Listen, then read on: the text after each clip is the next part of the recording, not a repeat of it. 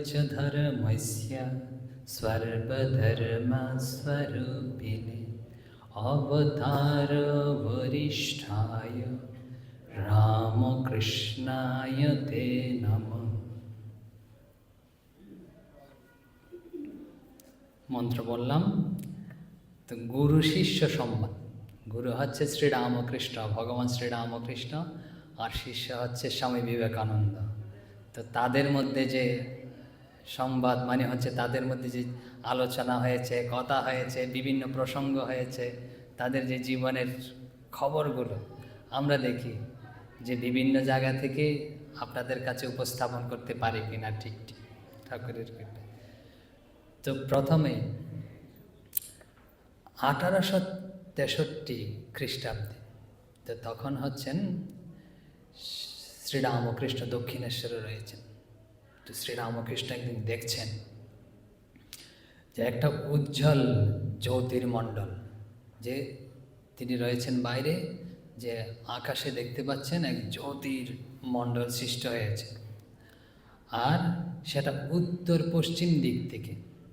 তো তিনি দক্ষিণেশ্বরে রয়েছে, ওখান থেকে দেখতে পাচ্ছেন উত্তর পশ্চিম দিক থেকে উদিত হয়ে ওদিক থেকে আসছে, এসে কলকাতা যে উপর এসছে আচ্ছাদিত করেছে। তারপর কলকাতার যে উত্তর দিকে যে সিমলা পল্লী রয়েছে, সেখানে এসেই সেটা মিশে গেছে, ঘনীভূত হয়েছে, দ্রবীভূত হয়েছে। সেই জ্যোতির্মণ্ডল শ্রীরামকৃষ্ণ দেখতে পেয়েছেন। তো সেই মণ্ডল জ্যোতি মূর্তি পরিগ্রহ করেছে 1863 খ্রিস্টাব্দের 12ই জানুয়ারি ইংরেজি। ওই দিন সোমবার ছিল, জানেন, পৌষ 29শে পৌষ ছিল, সপ্তমী তিথি ছিল। শ্রীরামকৃষ্ণ বলছেন যে যখন ওই জ্যোতিটা দেখতে পাচ্ছেন আসছে, যখন ওই সিমলা পল্লীর দিকে এসেই ঘনীভূত হয়ে মিলিয়ে গেছে, তখন শ্রীরামকৃষ্ণ বলছেন এইবার যে আমার কাজ করবে সে এলো। বলছে শ্রীরামকৃষ্ণের কাজ যে করবে এবার তিনি এসছেন। তো এই যে মূর্তি আমরা দেখতে পাই তা হচ্ছে পরবর্তীতে স্বামী বিবেকানন্দ, শ্রীরামকৃষ্ণের নরেন্দ্রনাথ, আর মা বলেছেন ঠাকুরের মাথার মণি, এরকম বলেছেন। তা আমরা কয়েক আস্তে আস্তে দেখি ঘটনা। আপনারা জানেন আরও বলেছেন শ্রীরামকৃষ্ণ যে বিবেকানন্দকে স্বামীজিকে বলছেন তখন একদিন অর্ধবাহ্য দশা অবস্থায় বলছেন তুমি আমি, আমি তুমি। নরেন্দ্রকে বলছে তুই আমি, আমি তুই, এরকম বলেছেন। তিনি আরও বলছেন যে শ্রদ্ধ মহারাজ লীলা প্রসঙ্গে উল্লেখ করেছেন, বলছেন ঠাকুর বলছেন সে হচ্ছে অখণ্ডের ঘরের 4 জনের একজন, আর সপ্ত ঋষির একজন, 7 জন ঋষির একজন হচ্ছেন এই নরেন্দ্র।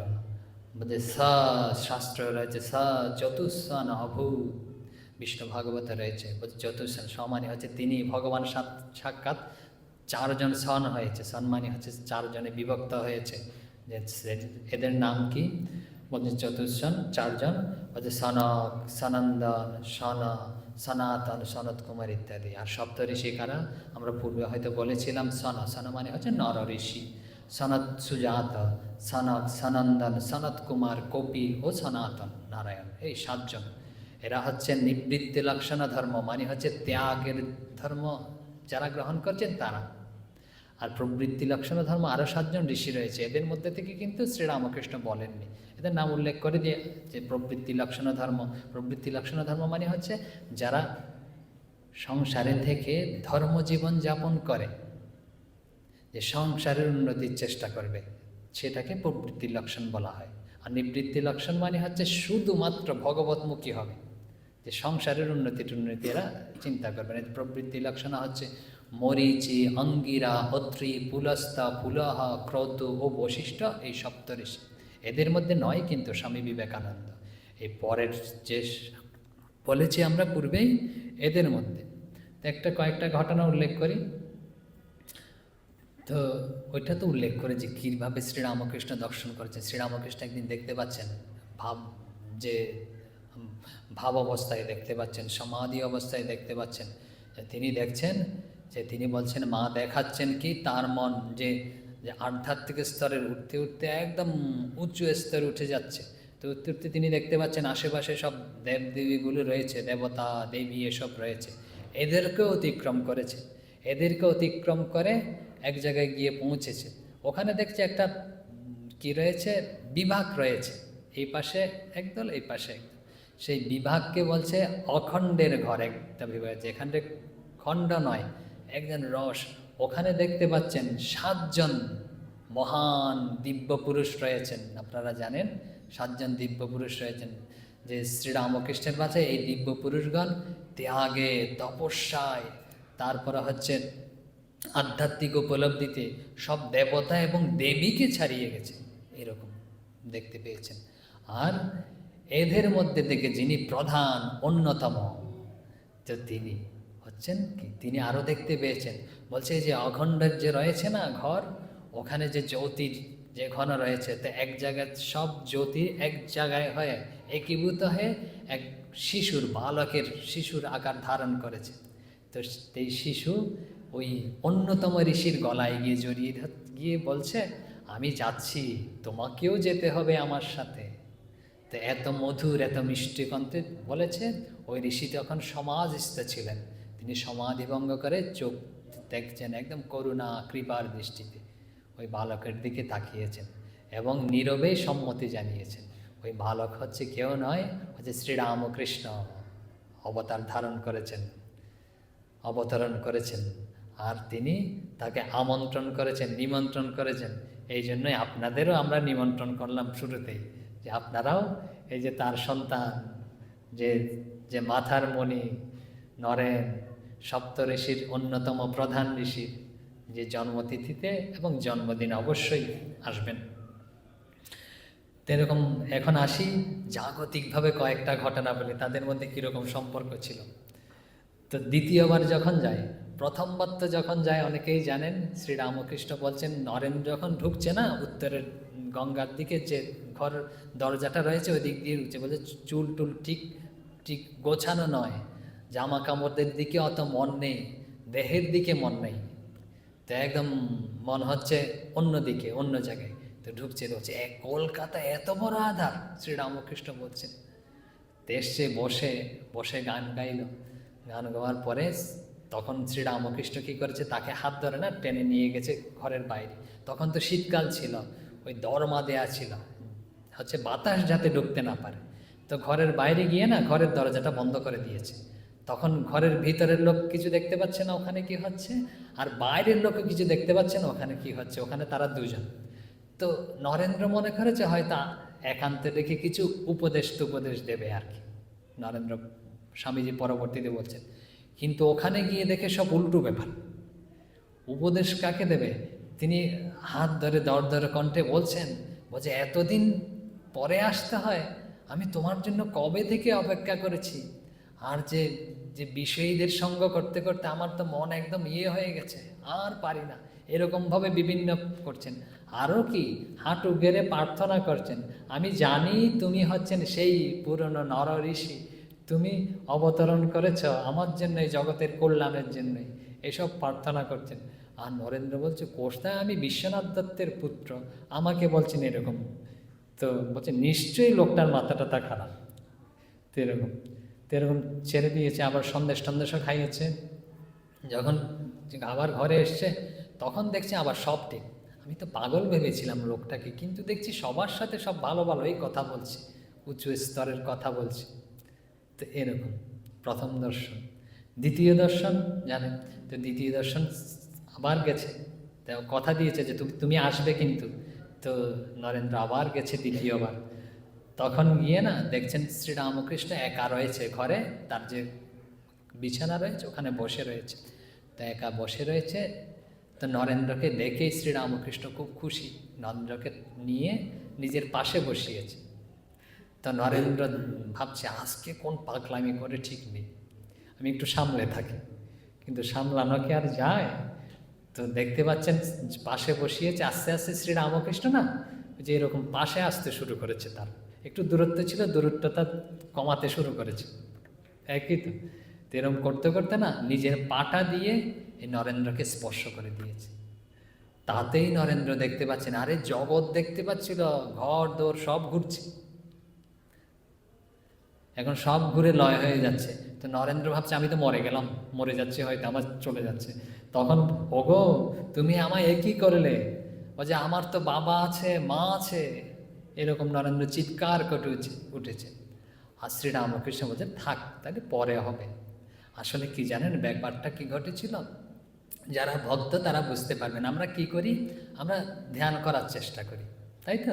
কিভাবে, এই দেখুন আপনারা সবাই জাগ্রত অবস্থায়, আমরা সবাই এখন জাগ্রত অবস্থায় আছি। তো কি করছি, ধ্যান করার চেষ্টা করি, চোখ বন্ধ করে দিয়েছি। তখন কি বাইরের কিছু আমরা দৃশ্য দেখতে পাচ্ছি না, তবুও জাগ্রত। কিন্তু যখন ধ্যান আর একটু গভীর হয় না, বাইরের অনুভূতিটা আমরা অনুভব করি না, হয়তো একটা মশা কামড়েছে তাও বুঝতে পাচ্ছি না। তখন কি, যার ইষ্টকে চিন্তা করি, ওই ইষ্টিতে মন একাগ্র হয়েছে, মানে স্বপ্নের মতো। তখন বাইরের জগৎটা আমাদের আর অত প্রভাবিত করছে না, ওটাকে ধরতে পারেন স্বপ্ন অবস্থা। যখন অথবা ঘুমাচ্ছেন স্বপ্ন দেখেন, বাইরের কিছু খবর নেই, এরকম অনেক কিংবদন্তিমাকার ঘটনা ঘটে, পাঠে বলা ঠিক হবে তবুও বলি। আমাদের একজন এসে বলছেন, আমাদের বলেনি, আরেক মহারাজকে বলেছে, মহারাজ বলছে একজন না আমাকে খাট থেকে ছুঁড়ে ফেলে দিয়েছে, এরকম বিছানা থেকে রাতের বেলা। বলছে এরকম কে করবে, তোমাকে বিছানা থেকে ছুঁড়ে ফেলে দিয়েছে? বলছে না মহারাজ, আমাকে এরকম ছুঁড়ে ফেলে দিয়েছে। ও আসলে না ঘুমে স্বপ্ন দেখেছে, স্বপ্নে হয়তো গড়িয়ে পড়ে গেছে। তো ঘুম সকালে উঠে দেখে কি, তো এরকম নিচে পড়ে আছে, সে ভাবছে তাকে ফেলে দিয়েছে কে ধাক্কা দিয়ে। তো ঘুমের মধ্যে এরকম, স্বপ্নতে এরকম হয়। তো স্বপ্ন অবস্থা খুব গুরুত্বপূর্ণ কথা বলছিলাম, কিন্তু ওখানে একটা গোলমেলের কথা বললাম না। আসলে যাতে ইয়ে হয়, ঠাকুর বলছেন একটু আঁশ ছোঁয়া জল দিতে হয়। তো বলছে জাগ্রত অবস্থা, জাগ্রত থেকে আমরা যখন ধ্যান করার চেষ্টা করি তখন স্বপ্ন অবস্থা, যখন বাইরের অনুভূতি কমতে থাকে। তারপরে কি, তখন হচ্ছে এই হয়তো রূপ বা বিভিন্ন কিছু দর্শন হচ্ছে, তীর্থস্থান অনুভব হচ্ছে, এরকম যে জাগ্রত অবস্থায় কাজ করে। তখন আরও যখন গভীরে যায় না, এরপরে হচ্ছে সুষুপ্তি অবস্থা, হয়তো জ্যোতি দর্শন হচ্ছে, এরকম রূপটুপ কমে গেছে। তারপরে হচ্ছে মহাকারণ, সুষুপ্তিতে হচ্ছে কারণ, আর তারপরে হচ্ছে মহাকারণ, তুরীয় অবস্থা, এটাকে সমাধি বলে। আমরা মনে করি সমাধি খুব সহজ জিনিস, শ্রীরামকৃষ্ণ সমাধিস্থ হচ্ছে, কথায় কথায় প্রসঙ্গ করছে। আমরা যখন বসি না এক জায়গায়, স্বপ্ন অবস্থায় যাব দূরে থাক, মনই একাগ্র হচ্ছে না কোনো জায়গায়, তখন বোঝা যায় উনি কী স্তরে ছিলেন। যে অনেকেই বলে, আমরা তো মোটামুটি, যে শ্রীরামকৃষ্ণ তো মানুষ। আরেকজন বলছে ঠিক আছে তুমি মানুষ হিসেবে নাও, ওনার জীবনটা আগে জানো মানুষ হিসেবে। তখন মানুষ হিসেবে যখন জানতে থাকি না, তখন মানুষ হিসেবে কত দূর আমাদের চেয়ে গিয়ে, তখন বুঝতে পারি এই সমাধি যখন বলে, এ তুরীয় অবস্থা। আর যখন ভাব সমাধি হয়, প্রথম হচ্ছে বাহ্য অবস্থা, এই বাইরে, তখন অর্ধবাহ্য অবস্থা, তারপরে হচ্ছে অন্তর্দশা।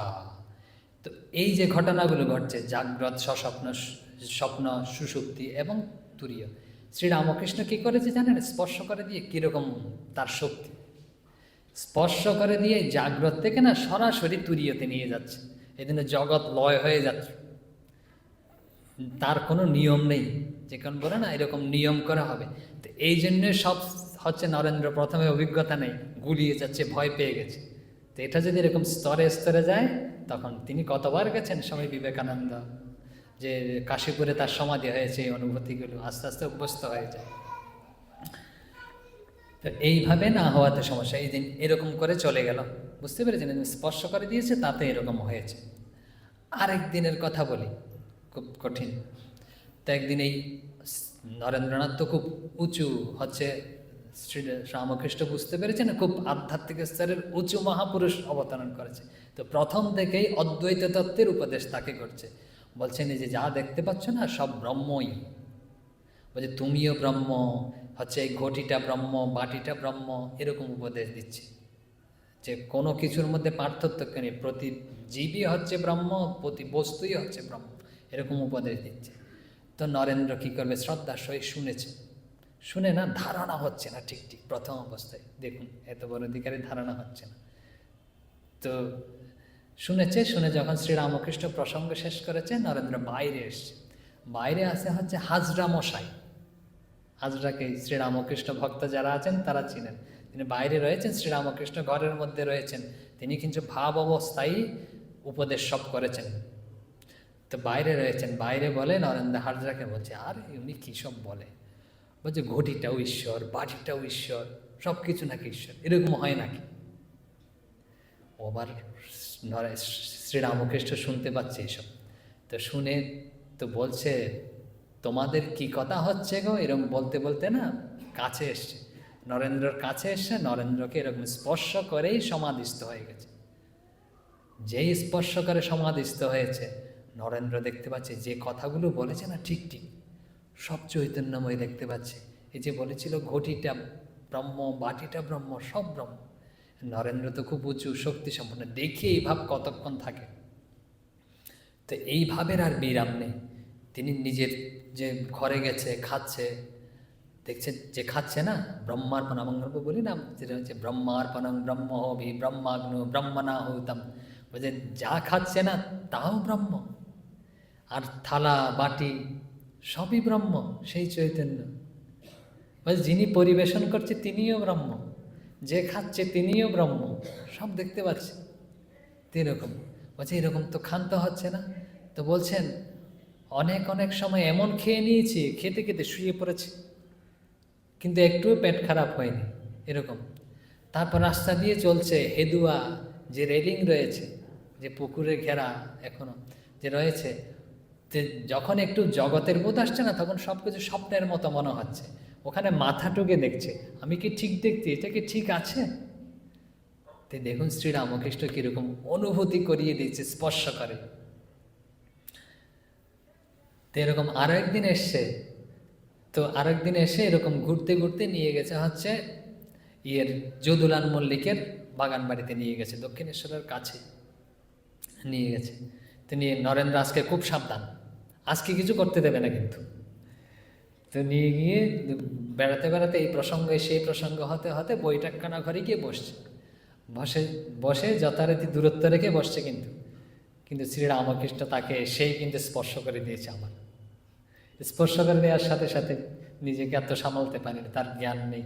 তো ওই অবস্থায় শ্রীরামকৃষ্ণ বলেছেন, কি জিজ্ঞেস করছেন তা বলেছেন, বলছে শ্রীরামকৃষ্ণ তাকে জিজ্ঞেস করছে, তুমি কে? নরেন্দ্রকে জিজ্ঞেস করেছে, কোথা থেকে এসছ, কেন এসছ, কতদিন থাকবে, সব প্রশ্ন করেছে। তো নরেন্দ্র সব উত্তর দিয়েছে, কিন্তু তিনি জানে না, নরেন্দ্র জানে না যে কি বলেছে। যখন জ্ঞান ফিরছে তখন দেখছে বুকে হাত বুলাচ্ছে শ্রীরামকৃষ্ণ। তো এরকম। তো কয়েকটা মজার ঘটনা বলি এখন, যে নরেন্দ্রের উপর শ্রীরামকৃষ্ণের খুব বিশ্বাস। তো শ্রীরামকৃষ্ণ যে কথাগুলো বলতেন একদম উপলব্ধি থেকে বলতেন, আধ্যাত্মিক প্রসঙ্গগুলো। তো একদিন শ্রীরামকৃষ্ণ বলছেন যে চাতক হচ্ছে 7ই নক্ষত্রের জল ছাড়া না অন্য জল পান করে না। ওই নক্ষত্রের সময় বৃষ্টি থেকে আকাশ থেকে জল পড়বে, ওই জলই খাবে, অন্য জল পান করে না। তো নরেন্দ্র একদিন হাঁপিয়ে দৌড়িয়ে এসে বলছে, মশাই আপনি বলছেন চাতক তো অন্য জল পান করে না, কিন্তু আমি এখনই দেখে এলাম যে চাতক গঙ্গার জল পান করছে। বলছে এরকম? আমার একটা কথা যদি শ্রীরামকৃষ্ণ বলছেন, আমার একটা কথা যদি এরকম ভুল হয়ে যায়, আমি কথা বলছি, ভক্তদের উপদেশ করছি, স্যার আমার তো অনেক কথা এরকম ভুল, এটা কীভাবে সম্ভব? নরেন্দ্র তো আর মিথ্যে বলবে না, খুব সত্যবাদী। বলতে চল দেখি, গিয়ে দেখি। তো ঠাকুর আবার হাঁপাতে দূরে দূরে গেছে নরেন্দ্রের সাথে। ওই যে নরেন্দ্র দেখাচ্ছে, ওই দেখুন চাতক জল পান করছে। তখন ঠাকুর বলে, আরে ওটা তো চামচিকে, চাতক নয়। বলছে তুই তো আমাকে খুব ভয় তৈরিয়ে দিয়েছিলি এরকম। বলছে তোর কথা আমি এরকমভাবে আর নিব না, এরকম। আরও বলতেন যে শ্রীরামকৃষ্ণ বলছে, আরে মশাই আপনি যে দেখেন না, এগুলো হচ্ছে ঠিক নয়। এই যে বলছেন মাকে দর্শন করছেন এরকম, এগুলো হচ্ছে ভ্রম। কারণ ইন্দ্রিয় দিয়ে যেগুলো দর্শন হয় না, চোখ দিয়ে যেগুলো দর্শন হয়, ইন্দ্রিয় দিয়ে যেগুলো অনুভব হয়, অনেক সময় আমাদের তো ভুল পথে নিয়ে যায়। নরেন্দ্র তো খুব যুক্তিবাদী। শ্রীরামকৃষ্ণ বলছেন, কথা তো তুই খারাপ বলিসনি, এখন তো দুশ্চিন্তায় পড়ে গেছে, এরকম আমি যে এসব আমার দর্শনাদি হচ্ছে এগুলো তো তাহলে তো ভুলও হতে পারে। তো তার যখন এরকম সন্দেহ হয় না, কোথায় যায়, আবার দৌড়াতে দৌড়াতে মায়ের কাছে গেছে। মা মা, নরেন্দ্র এরকম বলেছে আমাকে, আমি যে এগুলো তোমাকে দেখি, এরকম দেখি, এগুলো নাকি সব ঠিক নয়। তখন আবার মা বলছেন, ওর কথা শুনিস কেন, কিছুদিন পরে ও সব কথা সত্য বলে মানবে। তখন ঠাকুরের মনটা একটু শান্ত হয়েছে, মা বলেছেন এগুলো ঠিক, তুই তো এরকম বলিস, ওর কথা শুনতে না নিষেধ করেছে, আর বলেছে পরে সব বুঝবে। আরও বলছেন নরেন্দ্র, বলছেন যে আপনি যে এরকম করেন না, আমাদেরকে খুব ভালোবাসেন, সবাইকে, আমাদের সবাইকে খুব ভালোবাসেন, নরেন্দ্রকে ভালোবাসেন, তো আপনার না জড়ভরতের অবস্থা হবে। জড়ভরতের কাহিনী আমরা বলেছি, কিন্তু মানে হচ্ছে যে যে যার যে রূপ চিন্তা করে সে রূপই হয়। তো এরকম জড়ভরত হরিণ হয়েছিল, শ্রীরামকৃষ্ণ হরিণ হবে। শ্রীরামকৃষ্ণের মনে তো আবার সন্দেহ যে এরকম আমার জড়ভরতের অবস্থা হবে, তিনি আবার গেছে মায়ের কাছে। তো মা বলছেন এখন, আরে তোকে বলেছি না, ওর সব কথা ও এখন বুঝতে পারছে না, নিস না, পরে বুঝবে। মা ওর ভেতর, মা বলছেন ওর ভেতর যে নারায়ণকে দেখিস, সাক্ষাৎ ভগবানকে দেখিস, এই জন্যে ওদের প্রতি ভালোবাসা। তখন শ্রীরামকৃষ্ণ বলছেন, মা বলছেন তোদের মধ্যে আমি নারায়ণকে দেখি, এই জন্যেই তোদেরকে ভালোবাসি, যেই দিন তোদের মধ্যে অন্য কিছু দেখব চাইতেই পারবো না। এরকম এইসব তাদের হচ্ছে মজার সব কাহিনী ছিল, ঘটনা। দেখুন গুরু কি করে, শিষ্যকে বলে যে আশীর্বাদ করে যে তোমার ভগবান লাভ হোক, তুমি মুক্ত হয়ে যাও, এরকম ভগবানের কাছে প্রার্থনা করছে, ভগবান একে মুক্ত করে দাও, এরকম। আর এই বলছিলাম গুরু শিষ্য সংবাদ, গুরু শিষ্যের জন্য কি প্রার্থনা করছে জানবেন, যে জগতে এরকম গুরু হয়তো পাওয়া যাবে না, এরকম শিষ্য পাওয়া যাবে না, যে গুরু প্রার্থনা করছে ওর ভেতরে একটু মায়া প্রবেশ করিয়ে দেয়, যে আমাদের বলি মায়া থেকে ওকে পরিত্রাণ করে দেয়। তো এখন বলছেন মা ওর ভিতরে একটু মায়া প্রবেশ করিয়ে দেয়, নতুবা কাজ হবে না। বলছেন ওকে একটু বাদ, যে বেঁধে রাখ, মায়ায় বদ্ধ কর, না হলে সমাধিতে দেহ ত্যাগ হবে, এরকম বলতেন। তো শ্রীরামকৃষ্ণ তার সম্পর্কে বলতেন সব লক্ষণ ভালো তোর, কিন্তু হচ্ছে ঘুমের সময় না নিঃশ্বাসটা একটু লম্বা দীর্ঘ হয়, তো যাদের নিঃশ্বাস দীর্ঘ হয় না ঘুমের সময়, তাদের নাকি স্বল্পায়ু হয়, তো এরকম বলতেন। এখন পরবর্তী কয়েকটা ঘটনা বলি। তো ঠাকুরের শরীর যাওয়ার পরে, তো ঠাকুরের শরীর যাওয়ার পরের একটা ঘটনা অনেক সময় হয়তো শুনেছেন কিনা আমরা জানি না, অখণ্ডানন্দ মহারাজ তখন গঙ্গাধর, তো গঙ্গাধর নরেন্দ্রকে দেখাচ্ছে যখন শরীর এখনও জানে না শরীর চলে গেছে নাকি যায়নি, তখন আকাশের তখন চাঁদ দেখা যাচ্ছে রাতের বেলা, চাঁদকে দেখা যাচ্ছে চারিদিকে একটা জ্যোতির্বলয় প্রদক্ষিণ করে রয়েছে, স্বাভাবিক তো দেখা যায় না। যে নরেন্দ্রকে দেখাচ্ছে অখণ্ডানন্দ, অর্থাৎ হচ্ছে গঙ্গাধর। তো নরেন্দ্র তখন সবাইকে দেখাচ্ছে এরকম যে চাঁদকে এরকম রয়েছে। আরেকটা ঘটনা বলি পূর্বের, যে শ্রীরামকৃষ্ণ কীরকম। তো শ্রীরামকৃষ্ণ রাম দত্তের বাড়িতে গেছে, সিমলাতেই নরেন্দ্রনাথের ঘর কাছাকাছি। তো দেখছে নরেন্দ্র আসেনি, তো নিরঞ্জন তারপরে কালী এদেরকে পাঠিয়েছে যে নরেন্দ্রকে ডেকে নিয়ে, ও আসেনি কেন। তো তারা নরেন্দ্রের কাছে গেছে, তো নরেন্দ্র দেখে তো অন্ধকার ঘর, শুয়ে আছে, এই চোখে মুখে একটা গামছা দিয়ে শুয়ে আছে। বলছে কী ব্যাপার, বলছে খুব মাথা ব্যথা, তো মাথা বলছে তোমাকে ঠাকুর নিতে পাঠিয়েছে। বলছে আমি যাব না, বলছে আমার খুব মাথা ধরেছে, এমনকি শাবল দিয়ে যে একটা মাথার মধ্যে আঘাত করলে যেরকম হয় এরকম মাথা ব্যথা করছে, আমি যেতে পারবো না, বিছানা থেকে উঠতে পারবো না, চোখ খুলতে পারবো না। তখন নিরঞ্জন বলছে আচ্ছা ঠিক আছে, তোমাকে চোখ খুলতে হবে না, তোমাকে হাত ধরে ধরে নিয়ে যাব, চলো। তো হাত ধরে ধরে নরেন্দ্রকে নিয়ে গেছে, ঠাকুর আদেশ করে যে নিয়ে যেতে হবে, এরা নিয়ে যেতেই হবে, দরকার হলে কাঁধে করে নিয়ে যেতে হবে। তো নিয়ে গেছে, নিয়ে গিয়ে তো ঠাকুরকে বলছে তো আজকে খুব মাথা ধরেছে, বলছে ঠাকুর বলছে গান কর, বলছে আজকে খুব মাথা ধরেছে। তো ঠাকুর এরকম তার মাথায় না হাত দিয়েছে, হাত দেওয়ার পরে স্বামীজি পরে বলেছে যে মাথা ব্যথা তো সাথে সাথেই কোথায় চলে গেল। এরপরে 3 ঘন্টা ধরে নরেন্দ্রনাথ গান গাইলেন। আরেকটা ঘটনা বলি, অনেক জায়গায় হয়তো উল্লেখ নেই। বলছেন স্বামীজির যখন শরীর খারাপ হতো না পরবর্তীতে, তখন ঠাকুরের শরীর নেই, স্বামীজির যখন শরীর খারাপ হতো স্বামী বিবেকানন্দের, তখন তিনি নিজের শরীরে না কাউকে হাত দিতে দিতেন না। বলছে কেন দিতেন না? তিনি একসময় বলেছেন, বলছে আমি দেখি কি যে শ্রীরামকৃষ্ণ তার ঠাকুর তার গায়ে হাত বুলোচ্ছেন সর্বদা, যেরকম হাত বুলিয়ে দিচ্ছেন। এই জন্য অন্য কাউকে ছুতে দিতেন না স্বামীজি যখন শরীর খারাপ হতো, তিনি বলেছেন।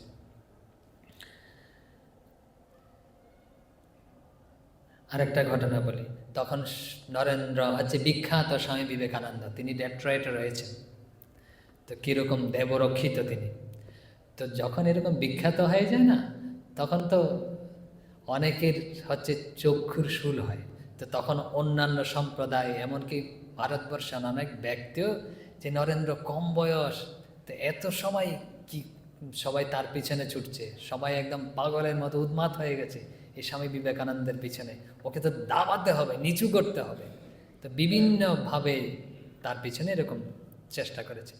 তো একদিন তিনি এক নৈশভোজে, মানে রাতের কোনো এক অনুষ্ঠানে গেছেন, অনুষ্ঠান হচ্ছে তাকে নিমন্ত্রণ করেছে, তিনি গেছেন স্বামীজি। তো ওখানে যেরকম দেয়া হয় সেরকম সম্পদের আহার তিনি করেছেন। তা করার পরে না কফিও তাকে পরিবেশন করা হয়েছে। তো কফি তিনি খাবেন, যেই চুমুক দেবেন না, ঠাকুর বলছে খাসনি, বিষ। তিনি সাথে সাথে এটা না খেয়ে রেখে দিয়েছে। এরকম তো তিনি দেবরক্ষিত, সাক্ষাৎ শিব অবতরণ করেছে নীলকণ্ঠ, তাকে আবার বিষ দিয়ে মারার চেষ্টা করা হচ্ছে। দেখুন, তা আমরা তো সাধারণ মানুষ, তো ঠাকুর তাকে বলছেন পাশে দাঁড়িয়ে, বলছে খাসনি, বিষ। এরকম সর্বদা তিনি দেবরক্ষিত হয়েছিলেন।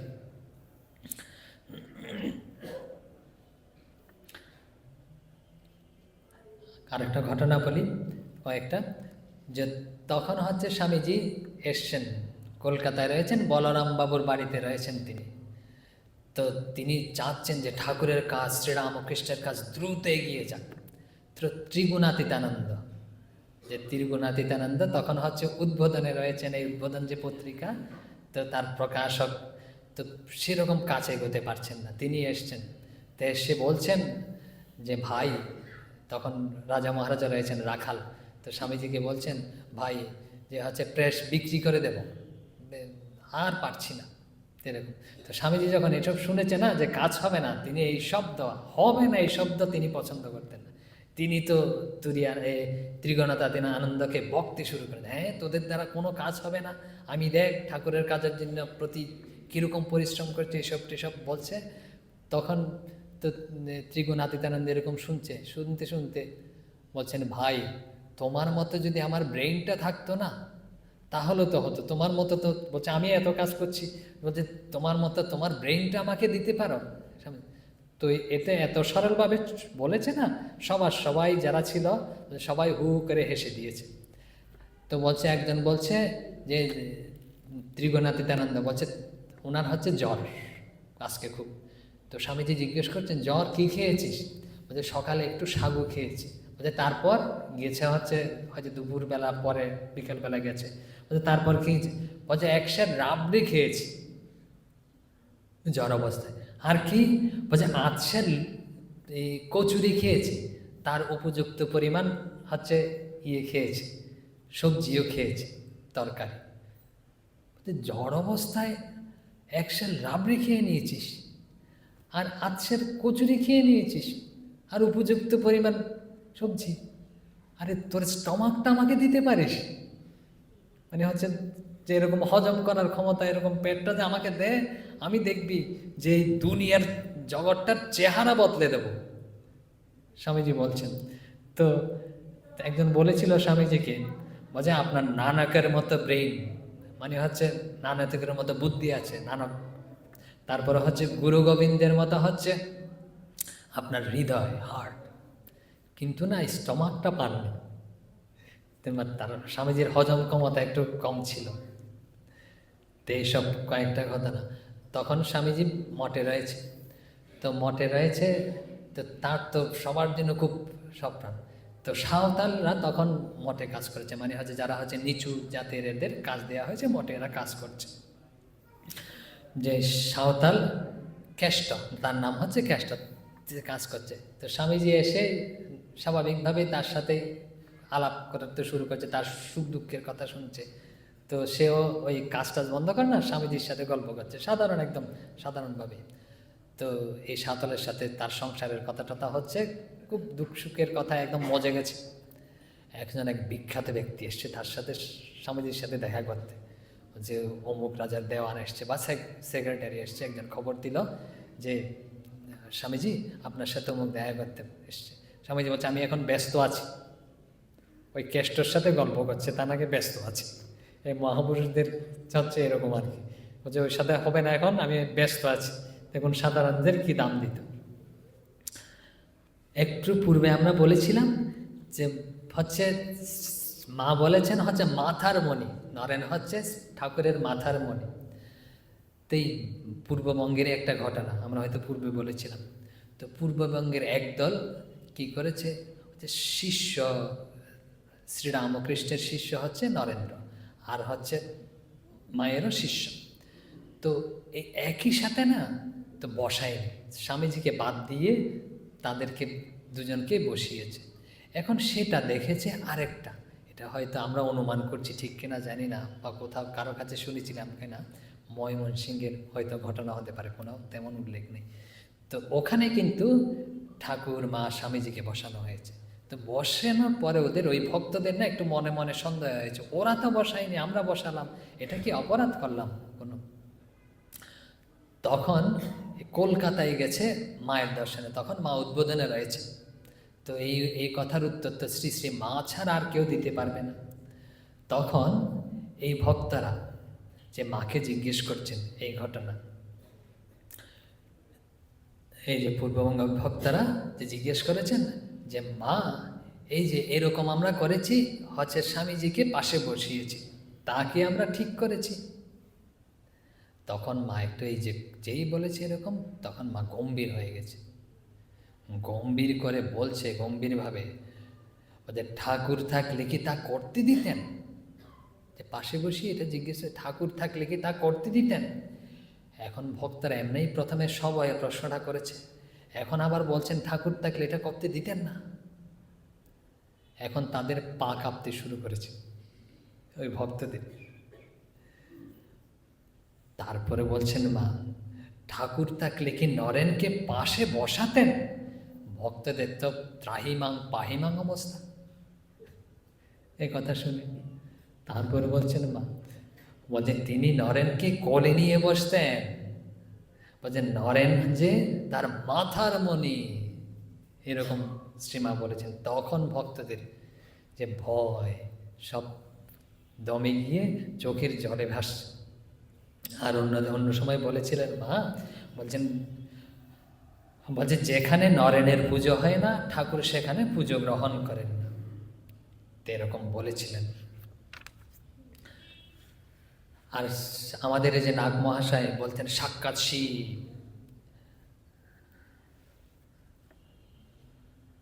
এখন এই শ্রীরামকৃষ্ণ সম্পর্কে যে কি বলতেন স্বামীজি, প্রথম তার ঘটনা বলি, যখন শ্রীরামকৃষ্ণকে ভালোভাবে চিনেননি, তখন প্রথমকার একটা ঘটনা বলি, যে অনেক জায়গায় উল্লেখ হয় তাই ঘটনার নেই। তো হচ্ছে কেদারনাথ বন্দ্যোপাধ্যায় হচ্ছে শ্রীরামকৃষ্ণের সহপাঠী, তখন শ্রীরামকৃষ্ণ বলছি নরেন্দ্রনাথের সহপাঠী। তাই কেদারনাথের সাথে এই নরেন্দ্রনাথ শ্রীরামকৃষ্ণকে প্রথম দিককার এক দর্শনের ঘটনা। তো কেদারনাথ নরেন্দ্রনাথকে নিয়ে গেছে ওখানে। তো দুজন বসছে শ্রীরামকৃষ্ণের সামনে গিয়ে দক্ষিণেশ্বরে। তখন ঠাকুর তাদেরকে বলছে এই প্রসঙ্গ সেই প্রসঙ্গ করতে করতে বলছে মাঝে মাঝে এসো এখানে, নরেন্দ্রকে বলছে। তখন নরেন্দ্র বলছে আমি পড়ছি, আমার কলেজ আছে, মানে আপনি বলছেন মাঝে মাঝে এসো, আমি তো ব্যস্ত লোক, লেখাপড়া করি, আপনার কাছে মাঝে মাঝে কীভাবে আসবো? ঠাকুর বলছে এইও থাক না, ভালো কথা শুনতে ক্ষতি কি? বলছে এই যে পড়ালেখা করছো এটাও থাক, মাঝে মাঝে এসে আমার কথাও শুনবে, দুটা একসাথে চালিয়ে নিতে অসুবিধা কি? তখন নরেন্দ্র বলছে আপনি যা বলবেন সে আপনার শোনা কথা, মানে অন্যের কাছ থেকে শুনেছে শ্রীরামকৃষ্ণ এই কথাই তাদের বলছে, তা শোনা কথা।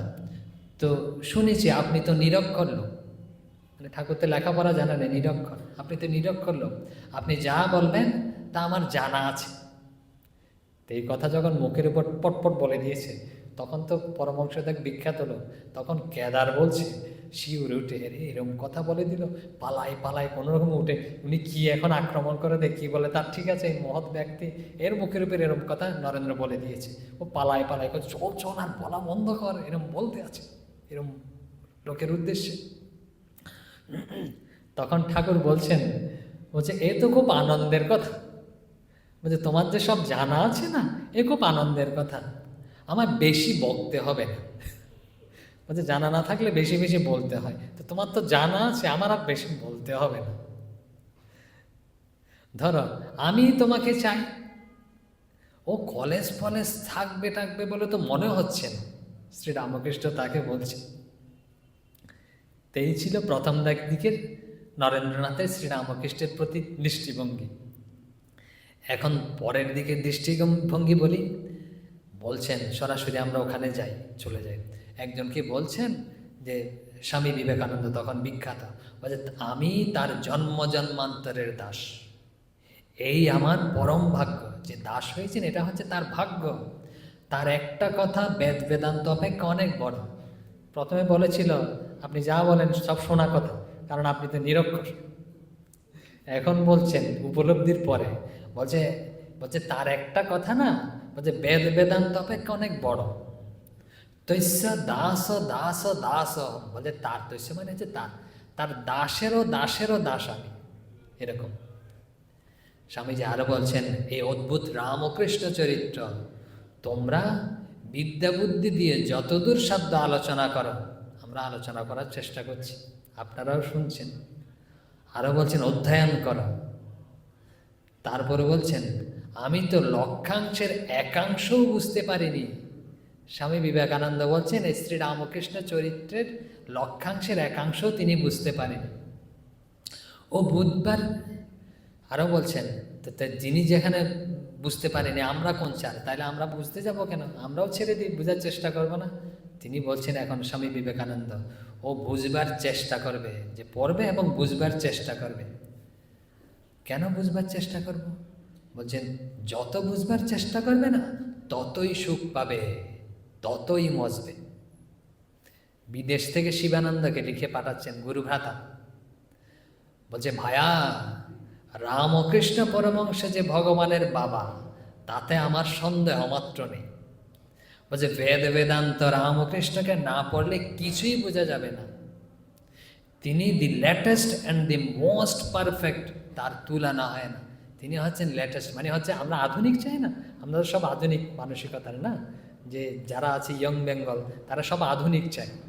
তো স্বামীজি বলছেন তিনি হচ্ছে সবচেয়ে আধুনিক, এবং আচ্ছা শুধু আধুনিক হলে অনেক সময় ভুল হতে পারে, নতুন জিনিস হলে ভুল থাকে না, বলছে মোস্ট পারফেক্ট এবং হচ্ছে সম্পূর্ণ ঠিক, এখানে বিন্দুমাত্র ভুল নেই। বলছে তার তুলনা হয় না, তাকে যে বুঝতে পারবে না তার জন্ম জন্মান্তর বৃথা। একজন গেছে, শেষ করে দিই, একজন গেছে হচ্ছে তখন বিখ্যাত স্বামী বিবেকানন্দ, তিনি দেওঘরে আছেন, শরীর ভালো নয়। তো একজন গেছে তখনকার হচ্ছে ওখানকার প্রধান যিনি, তো স্বামীজিকে দেখতে গেছে স্বামী বিবেকানন্দকে, আর তার মনে একটা খটা আছে, কীরকম সন্দেহ, তা হচ্ছে এই স্বামী বিবেকানন্দ বিশ্ববিখ্যাত, আর একজন কালী মন্দিরের পূজারী হচ্ছে শ্রী রামকৃষ্ণ বজ্রের ঠাকুর, তাকে গুরু করেছে, কী এরকম আছে। তো গেছে, তো গিয়ে স্বামীজির সাথে দেখা করবে, তো অপেক্ষা করছে। তখন স্বামীজি উপর থেকে নিচে নেমে এসছে, তো নিচে নেমে আসার পরে জিজ্ঞেস করছে, বিভিন্ন প্রসঙ্গ হয়েছে, উচ্চতরের দার্শনিক প্রসঙ্গ হয়েছে। তো একটা প্রশ্ন করতে ভয় পাচ্ছে, তো বলছে শেষে, বলছে আপনি, স্বামীজিকে জিজ্ঞেস করছে, আপনি এই যে রামকৃষ্ণ পরমহংসকে অবতার বলে বিশ্বাস করেন?